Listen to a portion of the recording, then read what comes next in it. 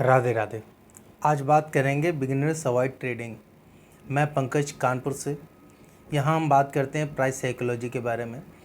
तो जैसा कि आज का टॉपिक है बिगिनर्स अवॉइड ट्रेडिंग, ये एक साइकोलॉजी से रिलेटेड टॉपिक है, इस वजह से इस पर चर्चा करना मैंने ज़रूरी समझा। तो बिगिनर्स अवॉइड ट्रेडिंग का मतलब क्या हुआ? कहने का मतलब है कि ट्रेडिंग एक वो प्रोफेशन है जिस प्रोफेशन में आपको बहुत ही क्विक फैसले लेने होते हैं। बहुत ही क्विक फैसले किस आधार पे?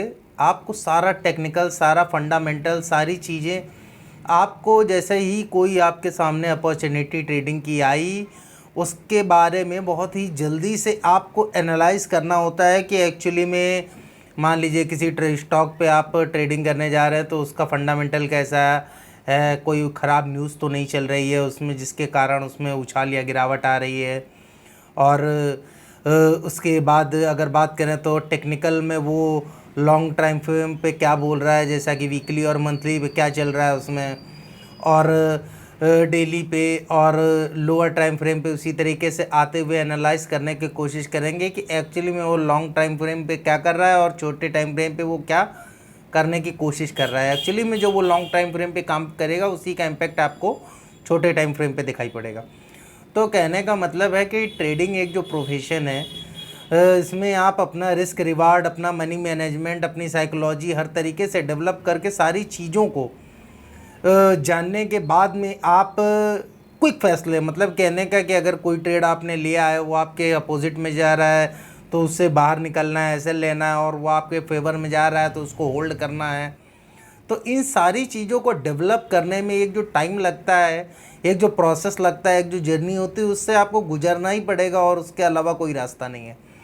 तो ऐसा नहीं है कि हम ट्रेडिंग अवॉइड करेंगे तो कुछ करेंगे नहीं। कहने का मतलब है कि इन्वेस्टिंग बोले तो एसआईपी सिप के थ्रू इन्वेस्टिंग तो आप शुरू से ही, जब से आपको मालूम पड़ा या जो भी आपको स्टॉक मार्केट में पता चला, कहने का मतलब है सिप से बेहतर कोई भी रास्ता नहीं है इस मार्केट में पार्टिसिपेट करने का।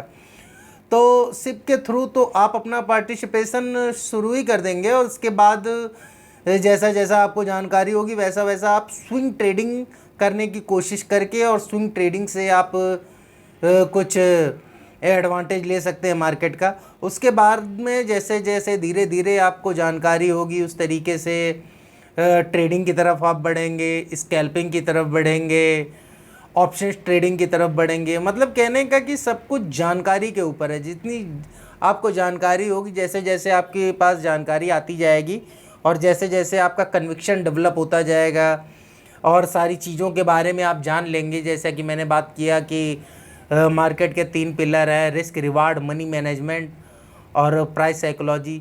तीनों चीज़ों के बारे में आप डेवलप कर लेंगे अपनी साइकोलॉजी और सब कुछ जान लेंगे मार्केट से। उसके बाद अगर आप ट्रेडिंग करें तो आपको काफ़ी सफलता मिलेगी उसमें, और फिर आपको ज़्यादा परेशानियों का सामना नहीं करना पड़ेगा। और कोई सुझाव हो आपका किसी वीडियो या किसी टॉपिक से रिलेटेड तो ज़रूर साझा करें मुझसे। राधे राधे।